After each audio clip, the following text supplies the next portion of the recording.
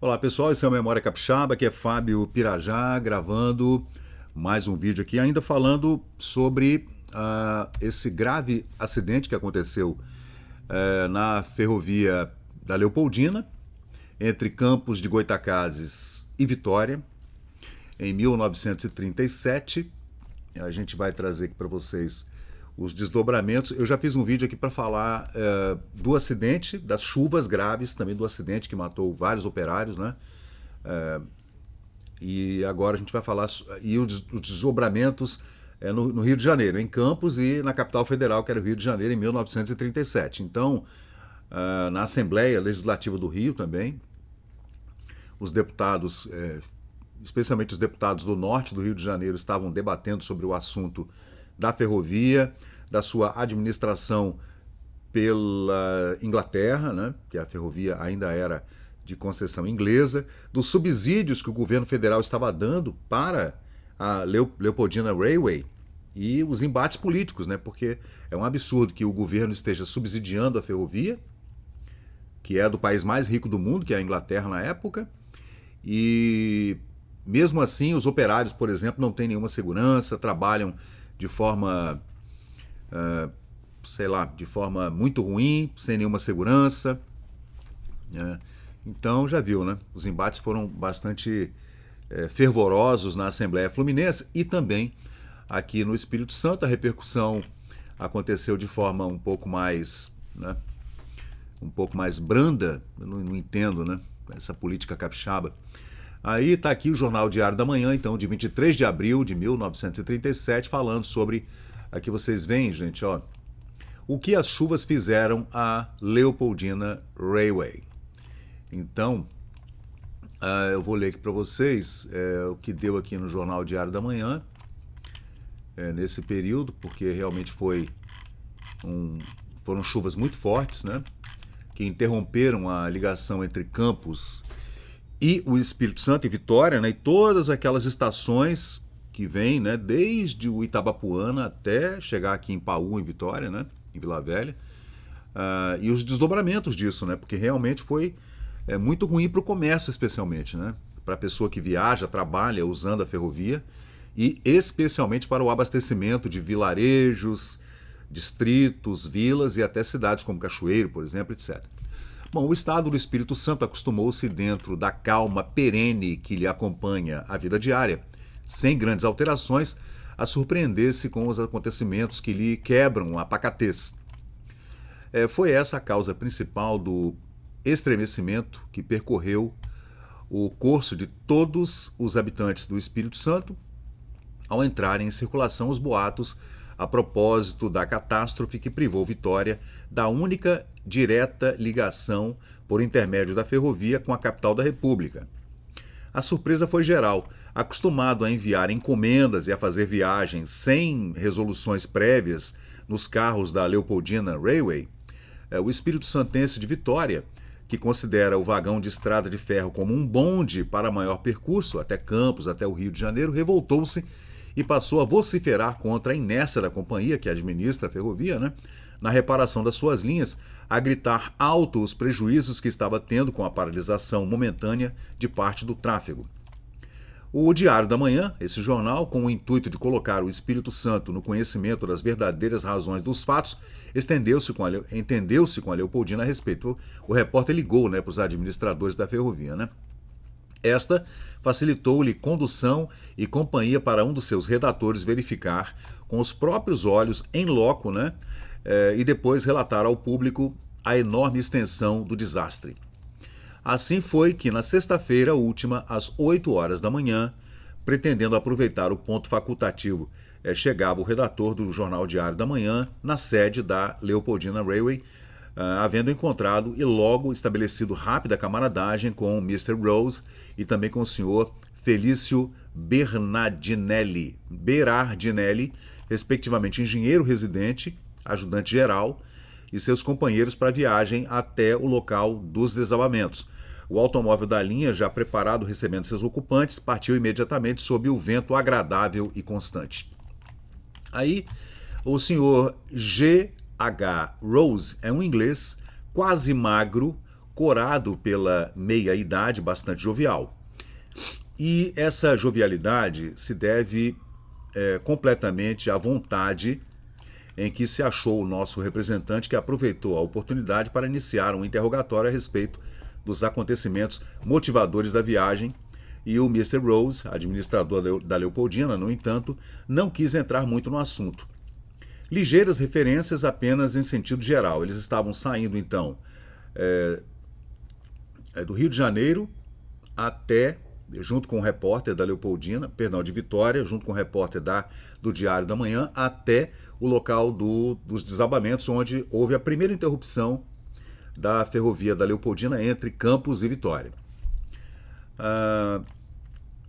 Disse o Sr. Rose, né, o administrador da Leopoldina, disse não haver visto nenhum fato nunca dessa magnitude, semelhantes proporções, apesar da sua estrada de 13 anos aqui no estado e já haver se acostumado com o desabamento de barreira como um acessório lógico à sua função de engenheiro residente. Acentuou a sua decisão rápida, embora quando teve de iniciar os trabalhos, dada a grande quantidade de pontos necessitados de atenção.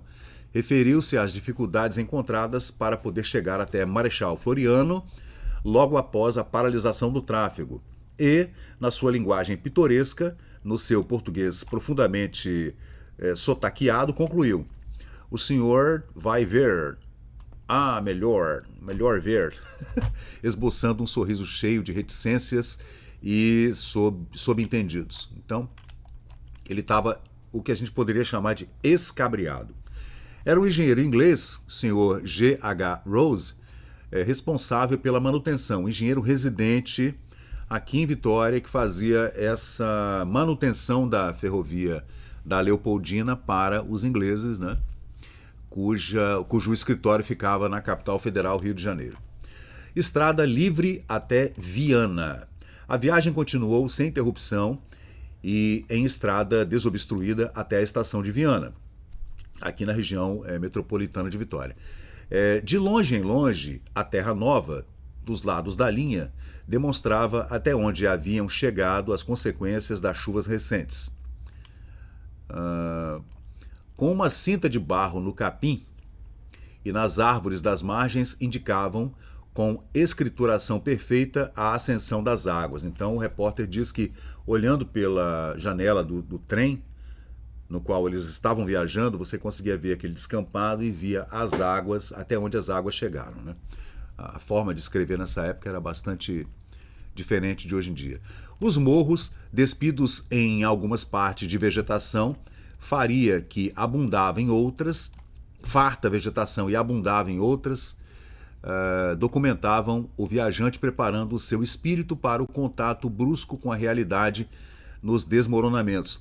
Nesse estado de coisas, chega-se ao quilômetro 598, onde se inicia propriamente a área comprometida, né? Então, o repórter foi junto com o Sr. Rose, administrador da ferrovia, saiu daqui até Viana e conseguiu ver até onde iam as águas, e locais onde pequenos morros, né, morretes, estavam despidos de vegetação, que havia uma vegetação farta, não havia mais por conta das chuvas e dos desabamentos.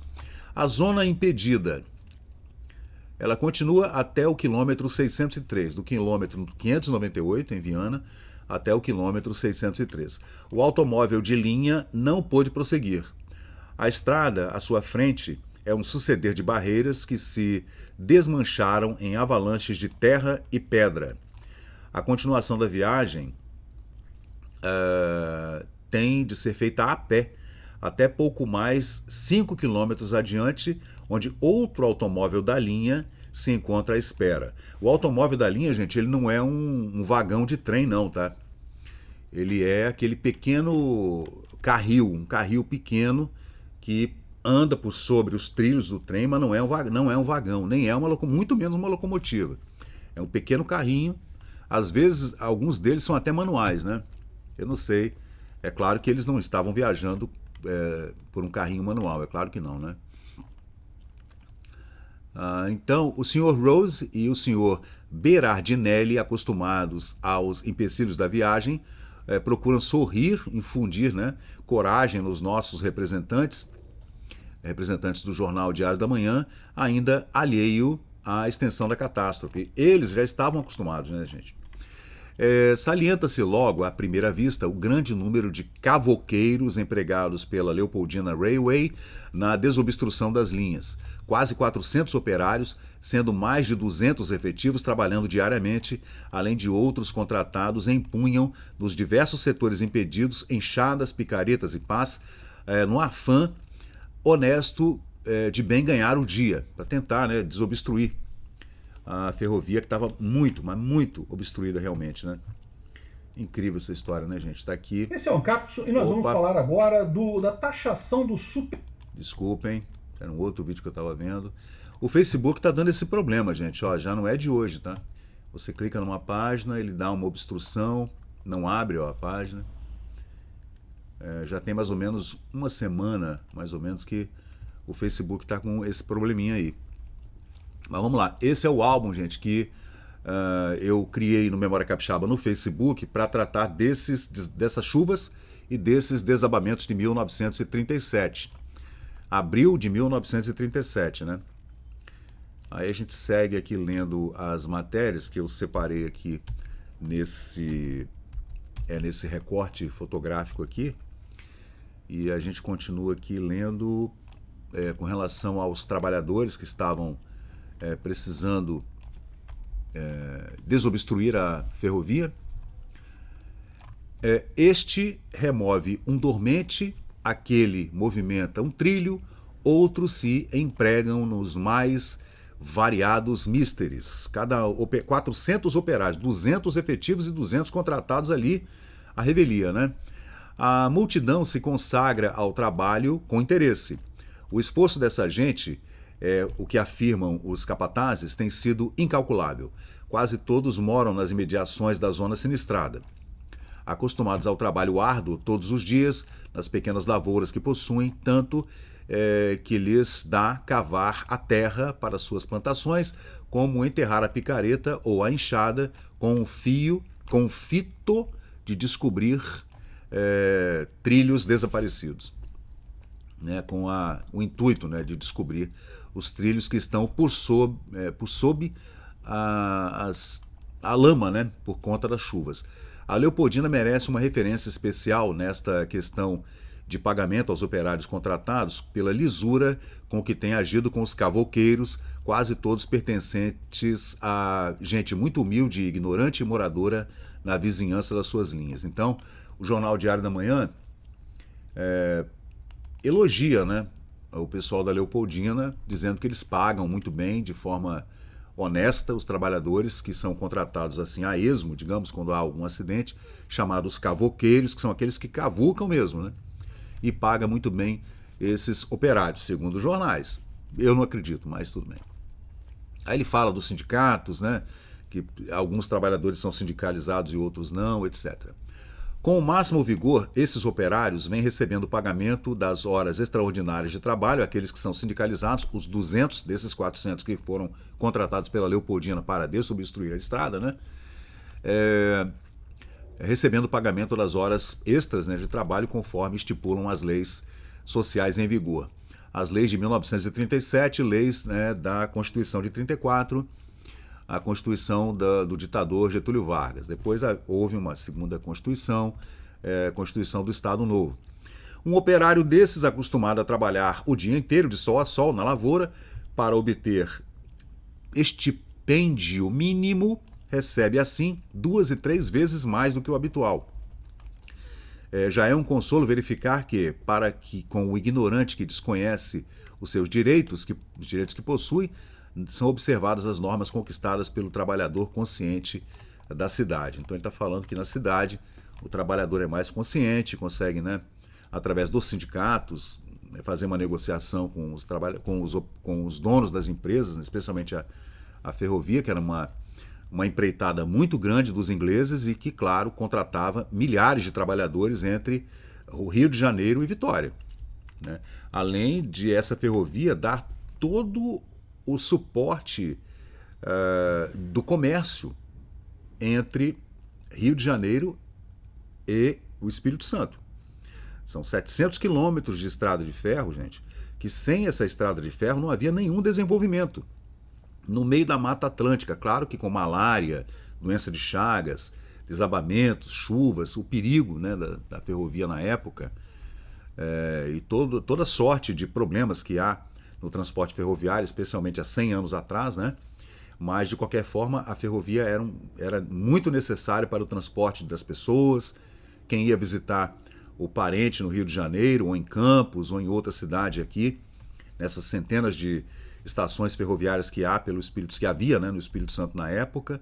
Então, o comércio necessitava 100% da Leopoldina, senão ele parava literalmente. Deixa eu ver se tem mais alguma coisa importante aqui. Esse desdobramento, gente, é das chuvas no Espírito Santo em 1937. Aqui mais sobre esse acidente, né, que aconteceu. A tragédia está aqui.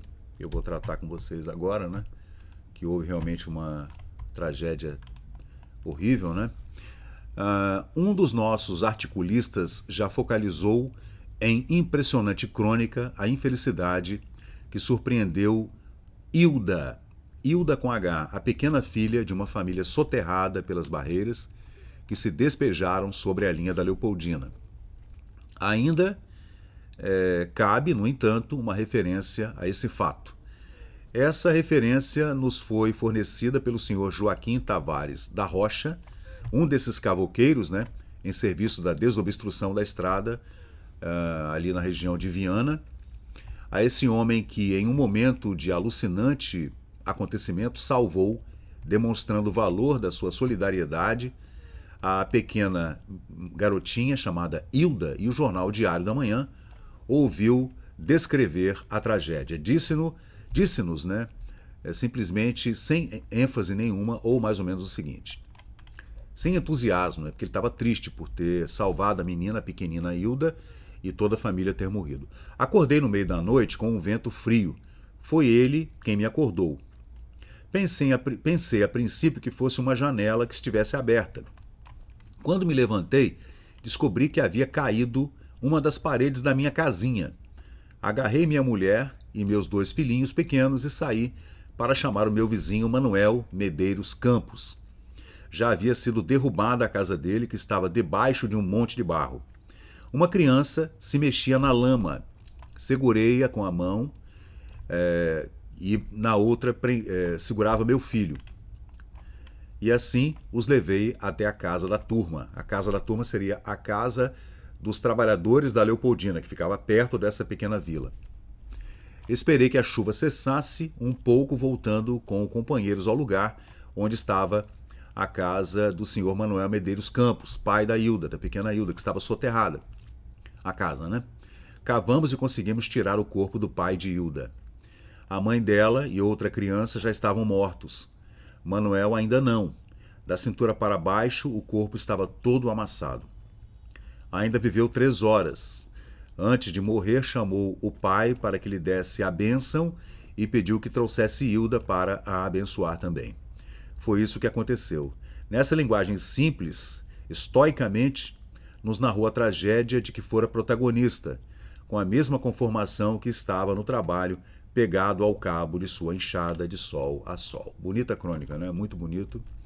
De uma história verídica, de uma menininha que sobreviveu a esse trágico acidente que ceifou a vida da sua mãe, do seu pai, o senhor Manuel Medeiros Campos, na região ali de Viana, né? Depois dessas chuvas terríveis e do desabamento dessas 35 barreiras que interromperam a Leopoldina em abril de 1937. Quem sabe a gente encontra mais sobre essa pequena Hilda que perdeu toda a sua família, né? Eu vou procurar para ver se a gente consegue encontrar.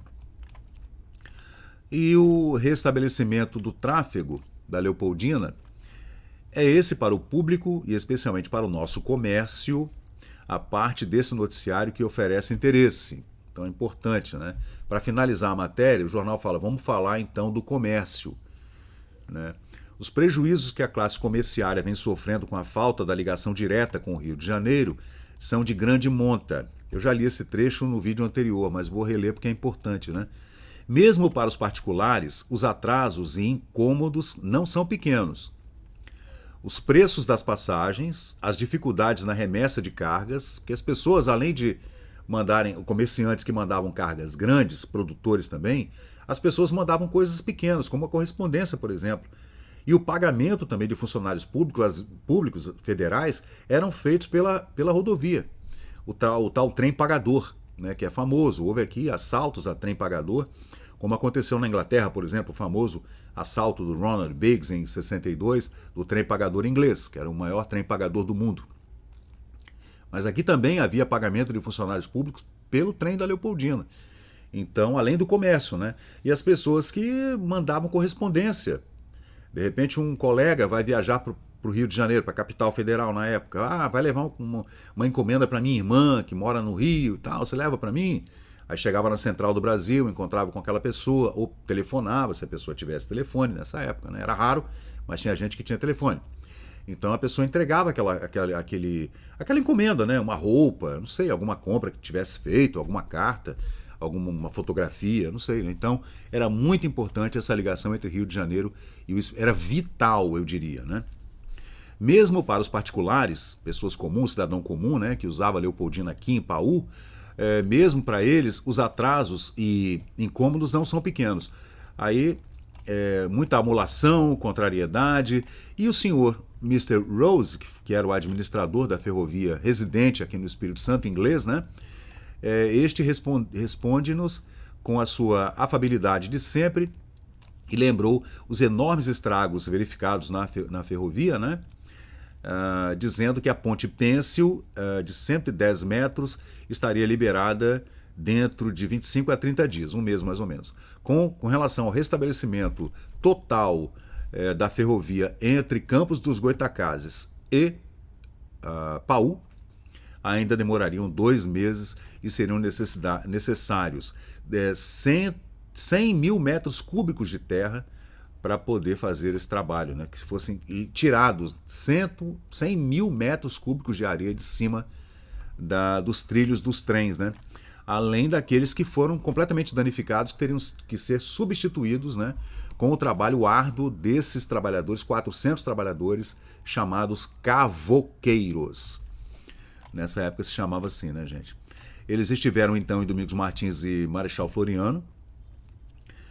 Quem esteve lá foi o senhor Hutchinson, W.J. Hutchinson, que era o administrador-chefe geral do tráfego inglês também, né, da ferrovia Leopoldina, junto com o seu auxiliar direto, o senhor G.G. Blansford, que estiveram de automóvel até onde deu, né, e conseguiram chegar perto de Domingos Martins e Marechal Floriano, onde viram realmente que havia muita lama. Ficaram com as pernas, até as pernas atolados na lama, sentindo aquele cheiro terrível, não só o cheiro da lama, né, dos dejetos e, claro, também dos corpos que ali estavam soterrados por conta dessa tragédia horrível, incrível que aconteceu, gente, em 1937, aqui com 35 barreiras que desabaram no Espírito Santo, interrompendo o tráfego entre Paú, da Leopoldina, entre Paú, Campos dos Goytacazes e Rio de Janeiro, capital da República. É isso aí, pessoal. Esse é mais um vídeo aqui do Memória Capixaba. Eu sou o Fábio Pirajá. Esse é o segundo vídeo, né? E eu vou fazer aqui no canal uma playlist só para tratar desses acidentes ferroviários, que tem vários, né, gente? Vários. O mais importante de todos, que eu diria o mais sinistro, foi o de Tanguá, em 1950. Aconteceram outros acidentes menores, mas o de Tanguá foi uma tragédia horrível. E eu vou trazer aqui para vocês no canal numa próxima oportunidade. Valeu, pessoal. Muito obrigado. Até a próxima. Obrigado. E chegamos ao final de mais um vídeo aqui do Memória Capixaba. E se você curtiu o conteúdo, por favor, deixe seu like, compartilhe aqui o nosso canal e inscreva-se para mais novidades. Até a próxima e muito obrigado por participar aqui do Memória Capixaba.